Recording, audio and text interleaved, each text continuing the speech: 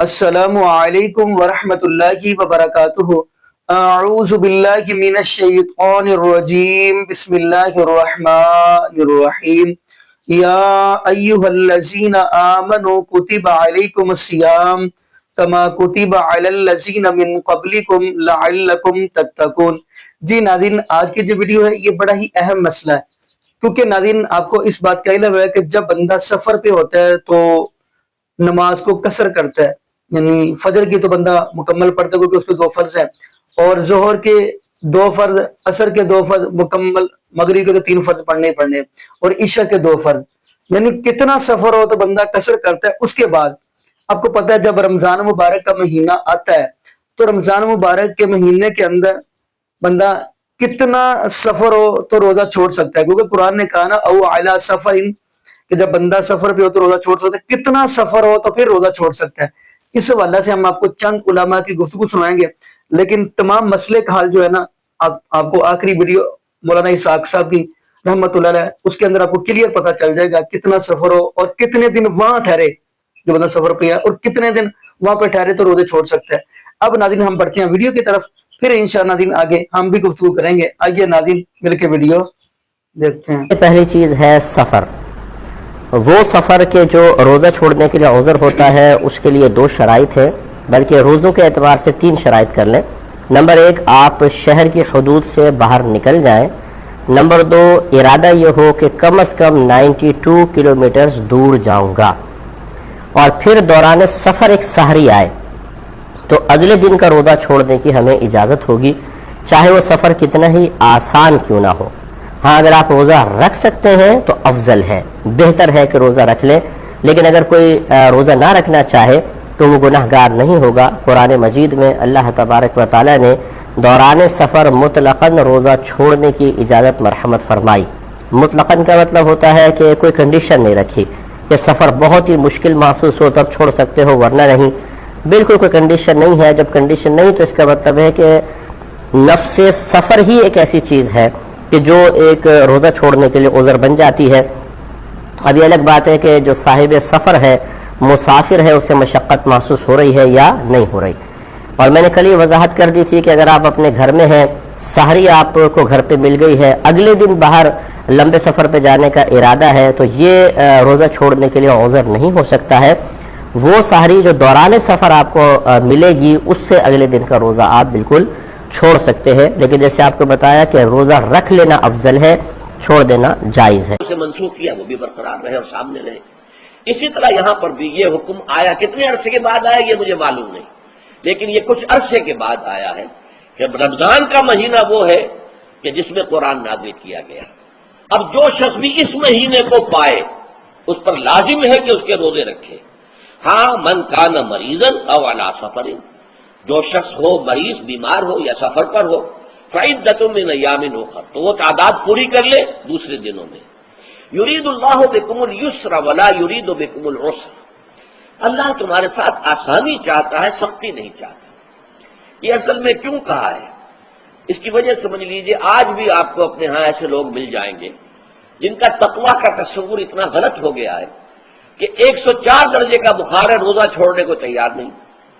بھلے آدمیوں، اللہ نے تمہیں ایک رخصت دی ہوئی ہے تو خامخواہ اپنے اوپر یہ شدت کیوں لے رہے ہو؟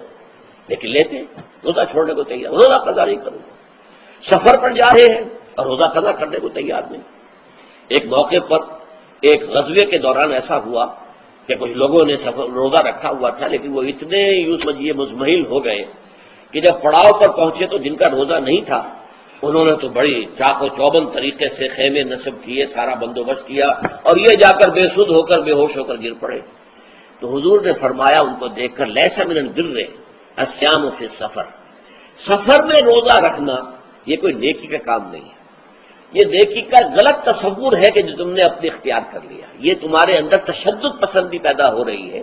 دین کے احکام میں جو مقصد ہے وہ کیا ہے؟ یرید اللہ بکم الیسر ولا یرید بکم العسر۔ اسی پر عمل کرتے ہوئے حضور نے فرمایا ہے کہ جو بھی علماء دین ہیں یا جو رہنمایان دین ہیں ان کا کام کیا ہے؟ آپ نے فرمایا یسروا ولا تعسروا، دیکھو آسانیاں پیدا کرو، سختیاں پیدا نہ کرو۔ دین میں سختیاں پیدا کرنا بھی وہ اسر اور اغلال بن جاتا ہے کہ جس کو رفع کرنے کے لیے اور جس سے لوگوں کو، یہودیوں کو اور تمام اہل کتاب کو نجات دینے کے لیے اللہ تعالیٰ نے اپنے رسول محمد صلی اللہ علیہ وسلم کو بھیجا۔ وَيَضَعُ عَنْهُمْ إِصْرَهُمْ وَالْأَغْلَالَ الَّتِي كَانَتْ عَلَيْهِمْ، کہ جہاں وہ نیکی کا حکم دیتے ہیں، بدی سے روکتے ہیں، پاکیزہ چیزوں کو حلال ٹھہراتے ہیں اور خبیث چیزوں کو، ناپاک چیزوں کو حرام قرار دیتے ہیں، وہیں پہ لوگوں کے اوپر سے بوجھ بھی ختم کرتے ہیں کہ جو انہوں نے خام خواہ اپنے اوپر لاد لیے۔ تو ان میں سے یہ بھی ہے کہ یہ نیکی کا کام نہیں ہے کہ آپ سفر میں ہیں اور روزہ رکھ رہے ہیں۔ یرید اللہ بکم اليسر ولا یرید بکم العسر وَلِتُكْمِلُوا الْعِدَّةَ، لیکن یہ بات واضح رہے کہ اب تمہارے لیے تعداد کو پورا کرنا لازم ہے، یہ نہیں ہے کہ آپ اس کی جگہ پر فدیہ دے دیں تو بات پوری ہو جائے گی، نہیں۔ روزے کی تعداد آپ کے رمضان میں 2 روزے 3 روزے چھوٹ گئے بیماری کی وجہ سے، ٹھیک ہے، لیکن دوسرے دنوں میں اس کی قضا دینی لازم ہے۔ وہ روزے رکھنے جو ہے آپ پر لازم ہے، ان کا کوئی بدل جو ہے وہ فدیہ نہیں ہو سکتا۔ البتہ یہ نوٹ کر لیجئے، یہ حکمت نبوی ہے کہ یہاں اگرچہ وہ فدیے کا حکم جو ہے گویا کہ بظاہر قرآن مجید کے الفاظ سے محسوس ہوتا ہے کہ مطلقاً منسوخ ہو گیا، لیکن حضور نے اس کو خاص حالتوں میں باقی رکھا ہے۔ کوئی شخص اتنا بوڑھا ہو چکا ہے یا خاتون اتنی بوڑھی ہو چکی ہے کہ دن بھر کا فاقہ جو ہے اس میں اندیشہ ہے کہ کہیں ہلاک نہ ہو جائے، کوئی مریض ہے، مرد ہے یا عورت ہے، وہ ڈائبٹیز کی مریضہ ہے، اس کو وہ شوگر کا مرض ہے اور وہ اس کو برداشت نہیں کر سکتی، شوگر لیول بہت نیچے ہو جائے تو موت واقع ہو سکتی۔ کوئی ایسا مریض ہے جس کو مرض سے شفا پانے کی اب کوئی امید ہے ہی نہیں کہ میں مرض سے شفا پا جاؤں گا یا پا جاؤں گی تو اس کے بعد میں روزہ مکمل کر دوں گی، نہیں۔ ایسے لوگوں کے لیے حضور نے اس رعایت کو برقرار رکھا ہے کہ ایسے لوگ اگر ایک مسکین کو کھانا کھلا دیں تو یہ فدیہ بن جائے گا، لیکن جو بھی شخص صحت مند ہو اور صحت کی توقع رکھتا ہو اور جو شخص بھی طاقت رکھتا ہو روزے کا قضا کر دینے کا، اس کے لیے لازم ہے کہ روزوں کی قضا کرے۔ وَلِتُكْمِلُوا الْعِدَّةَ وَلِتُكَبِّرُوا اللَّهَ عَلَىٰ مَا هَدَاكُمْ، اور تاکہ تم اللہ کی کبریائی کا اعلان کرو اس چیز پر کہ جو اس نے تمہیں ہدایت عطا فرمائی ہے۔ اب اس کا ایک تو ظاہر ہے کہ جب روزے ختم ہوتے ہیں عید الفطر میں، تکبیر اضافی تکبیرات کے ساتھ 2 رکعتیں ہیں جو ہم ادا کرتے ہیں۔ احناف کے نزدیک 6 اضافی تکبیرات ہیں اور اہل حدیث کے نزدیک 12 ہیں، لیکن تکبیرات ہیں اضافی۔ اور یہ کہ جاتے ہوئے اور آتے ہوئے عید کے لیے آپ جا رہے ہیں تو تکبیرات پڑھتے ہوئے جائیے، واپس آ رہے ہیں تکبیر پڑھتے ہوئے آئیے، اور یہ بھی کہ جاتے ہوئے راستہ کوئی اور، آتے ہوئے راستہ کوئی اور اختیار کیجئے تاکہ پورا شہر، پوری بستی جو ہے تکبیر کی آواز سے گونج جائے۔ یہ ظاہر ہے۔ باطن اس کا کیا ہوگا؟ اللہ کی کبریائی کا اعلان کرو، اللہ کی کبریائی کو نافذ کرنے کی کوشش کرو۔ جب اللہ نے تمہیں ہدایت دے دی ہے، تمہیں اپنے دین حق سے نواز دیا ہے، اب تمہارا فرض ہے کہ اس کو قائم کرو، اس کے لیے جد و جہد کرو، اس کے لیے تن من دھن لگاؤ، اس کے لیے جان اور مال سے جہاد کرو۔ وَلِتُكَبِّرُوا اللَّهَ عَلَىٰ مَا هَدَاكُمْ وَلَعَلَّكُمْ تَشْكُرُونَ، اور تاکہ تم واقعتاً شکر کرو۔ اس پر بھی گفتگو بعد میں ہوگی۔ یہ حکمت صوم کے حوالے سے ہے یہ لفظ۔ اس کے بعد جو ہے ایک آیت چھوڑ کر پھر اگلی 5ویں آیت پڑھیے۔ یہ ہے تکمیلی احکام، ابتدائی احکام آ گئے۔ نمبر 2 میں صوم رمضان کا حکم۔ کتنے کلومیٹر کا سفر ہو تو روزہ چھوڑنے کی مسلمان کو اجازت ہے، اور اگر بندے نے سفر میں روزہ رکھ لیا ہے، پتہ تھا اس کو سفر پر جانا ہے، لیکن روزے کی وجہ سے اس کو دشواری پیش آ رہی ہے، مشقت آ گئی ہے، پورا کرنا مشکل نظر آ رہا ہے، تو کیا وہ روزہ توڑ سکتا ہے؟ محترم ناظرین کرام، قرآن مجید فرقان حمید میں اللہ رب العالمین نے سفر میں مسافر کے لیے روزہ چھوڑنے کی اجازت دی ہے۔ وہ روزہ سفر کی وجہ سے چھوڑ سکتا ہے اس نیت سے کہ بعد میں رمضان المبارک کے بعد 1 روزہ یا 2 روزے جتنے اس نے سفر کی بنا پر چھوڑے ہیں ان کی قضائی دے گا۔ اس نیت سے وہ روزہ چھوڑ دے تو اس کو چھوڑنے کی اجازت ہے، لیکن اسی سفر میں روزہ چھوڑنے کی اجازت ہے جس سفر میں نماز قصر کرنا اس کے لیے جائز اور حلال ہو جاتا ہے۔ نماز قصر کرنا کب جائز اور حلال ہو جاتا ہے؟ کتنے سفر پر؟ عبداللہ بن عباس رضی اللہ عنہما کی حدیث ہے صحیح مسلم شریف میں کتاب و صلاۃ المسافرین میں، وہ کہتے ہیں کہ رسول مکرم صلی اللہ علیہ وسلم نے 3 میل یا 3 فرسخ سفر کرنا ہوتا تھا۔ تو یہ راوی کو شک ہے، یہاں ہم فرسخ کو لے لیں گے کیونکہ 3 میل فرسخ کے اندر آ جاتے ہیں اور اس میں فرسخ کے اندر کوئی اختلاف باقی نہیں رہتا۔ تو جب بندے نے 3 فرسخ سفر کرنا ہو اور اپنے بستی کی آبادی سے نکل جائے تو اس کے لیے قصر کرنے کی رخصت ہو جاتی ہے۔ 1 فرسخ 3 میل کا ہوتا ہے اور 3 فرسخ 9 میل بنتے ہیں، اور 9 میل اگر بر صغیر کے ہوں تو تقریباً 14 کلومیٹر بنتے ہیں، اور عربوں کے 9 میل ہوں تو وہ 22 کلومیٹر بنتے ہیں تقریباً۔ اب اگر 22 کلومیٹر آج کل کے دور میں شہر کے باہر بندے نے سفر کرنا ہے تو وہ اپنے شہر کی آبادی سے نکل کر قصر شروع کر سکتا ہے، اور ایسے اتنے سفر پر اس کو روزہ چھوڑنے کی بھی اجازت ہے۔ رسول اللہ صلی اللہ علیہ وسلم نے سفر کیا فتح مکہ کے لیے، روزہ رکھا ہوا تھا، اپنے عصر کے بعد روزہ مشکل ہو گیا پورا کرنا، تو عصر کے بعد پیارے پیغمبر نے کھول دیا روزہ۔ تو اس کا مطلب ہے دوران سفر اگر بندہ روزہ رکھ لے اور اس کو کوئی مشقت پیش آئے تو وہ روزہ توڑ سکتا ہے، کھول سکتا ہے، اس روزے کی وہ بعد میں قضائی دے گا۔ اگر یہ روزہ دوران سفر رکھنا جائز نہ ہوتا اور رکھ کر توڑنا جائز نہ ہوتا تو رسول مکرم صلی اللہ علیہ وسلم کبھی بھی ایسا عمل نہ کرتے، بلکہ آپ نے صحابہ کو بھی حکم دیا کہ سب روزہ کھول دیں۔ سب کے سامنے آپ نے عصر کے وقت جو ہے نا وہ دودھ کا پیالہ اپنے ہاتھ پر رکھا اور سب کے سامنے پی لیا اور آپ نے روزہ ختم کر دیا عصر کے وقت۔ تو دوران سفر روزہ رکھنے کی بھی اجازت ہے۔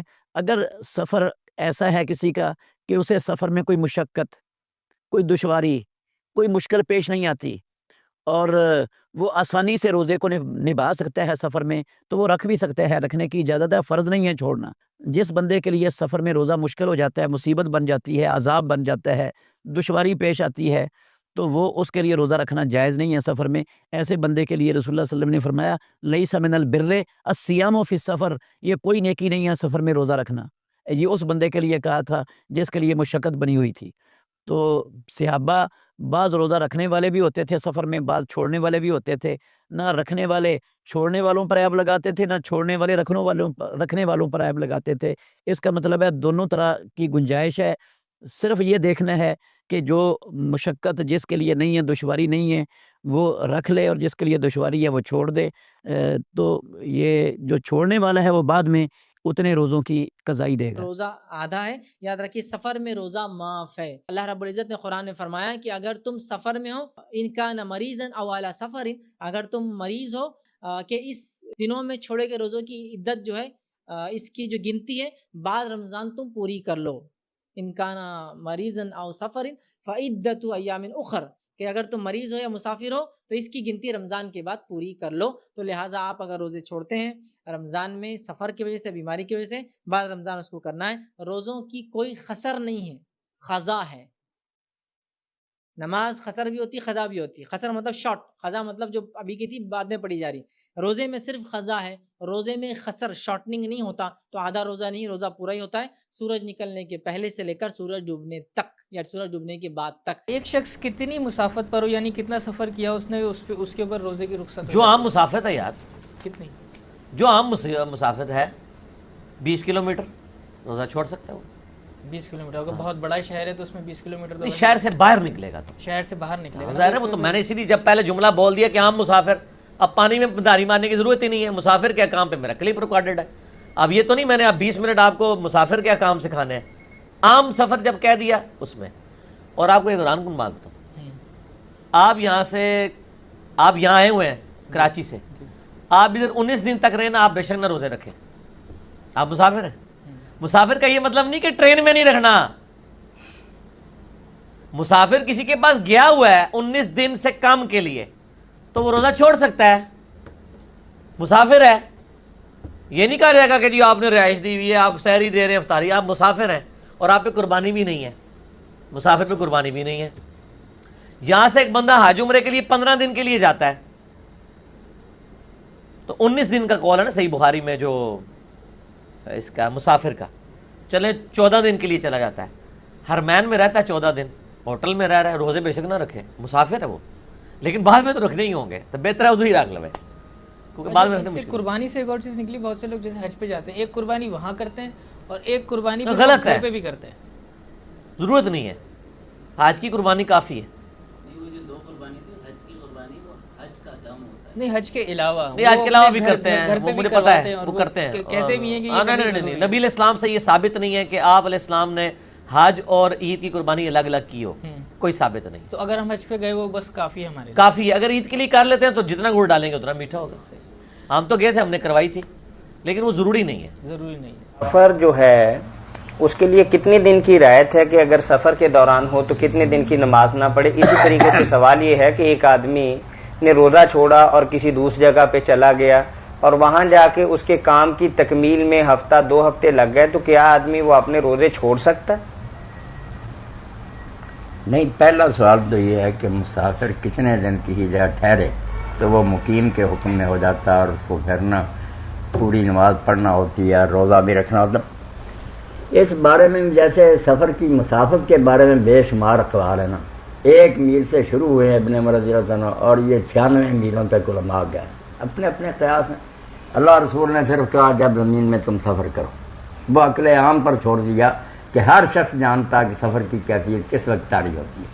میں سیر کے لیے 2-4 میل بھی گھوماؤں، کبھی بھی نہیں خیال آئے گا کہ میں سفر پر جا رہا ہوں۔ جب گھر والے بھی جانیں کہ 4 پیسے جیب میں ڈالیں اور اپنے آج کے کام کار کو چھوڑ کر یہ کہیں جا رہا ہے، یہ سفر کی کیفیت ہے جس کو ہر کوئی جانتا ہے۔ اس لیے ظاہریوں نے اگر یہ بات کہی کہ سفر کی کوئی مسافت متعین نہیں، تھوڑا ہو یا زیادہ ہو، جب آدمی سمجھے کہ میں مسافر ہوں تو کر لے، تو بات ان کی بدنی ہے، کوئی بات نہیں۔ کسی کے پاس نا کوئی ایسی نص نہیں اللہ رسول کی کہ سفر کی کوئی۔ اسی طرح دنوں کی بات ہے، کچھ لوگ تو یہ کہتے ہیں کہ اگر کسی جگہ 1 گھنٹے کے لیے بھی ٹھہرے نا وہ مسافر نہیں، وہ کہتے ہیں چلتا بھی ٹھہر گیا نا وہ تب ٹھہرا ہوا، سفر وہی ہے جو چل رہا۔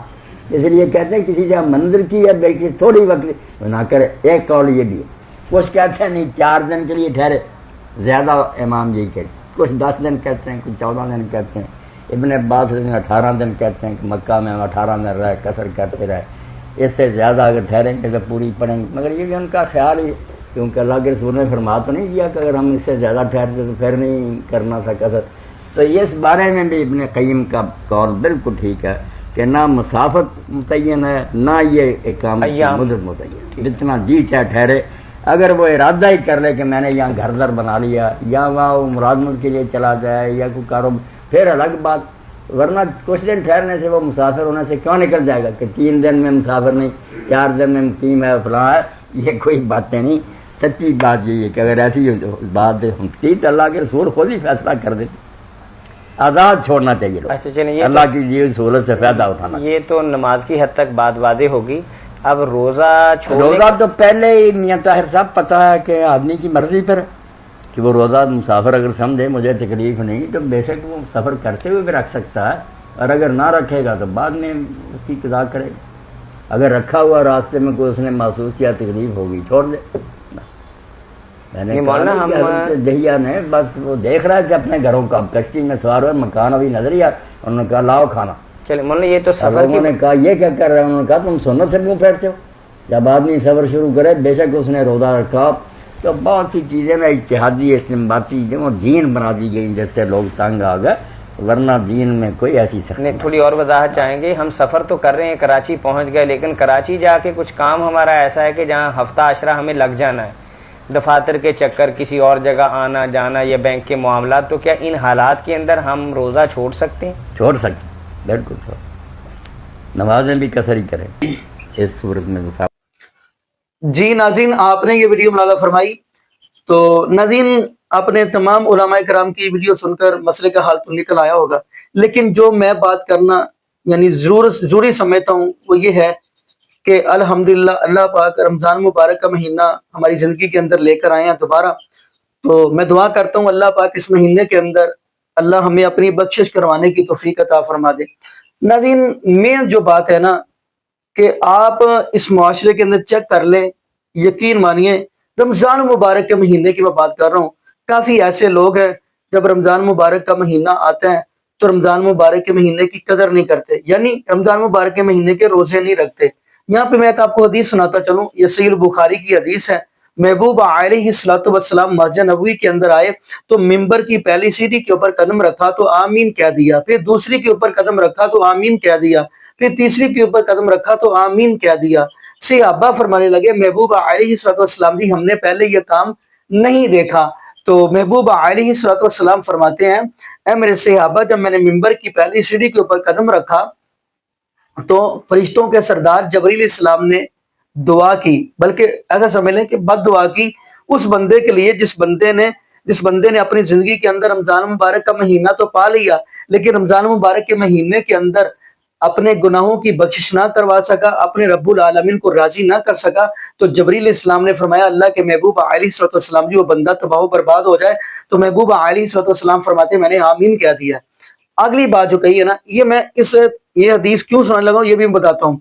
अगली बात जबरील इस्लाम फरमाते हैं महबूब अलैहिस्सलाम जी जिस बंदे ने अपनी जिंदगी के अंदर माँ बाप जैसी दौलत को पा लिया पर उसकी कदर ना कर सका, माँ बाप को राजी ना कर सका, माँ बाप से उसने सलूक से पेश ना आ सका, वो भी बंदा तबाह बर्बाद हो जाए।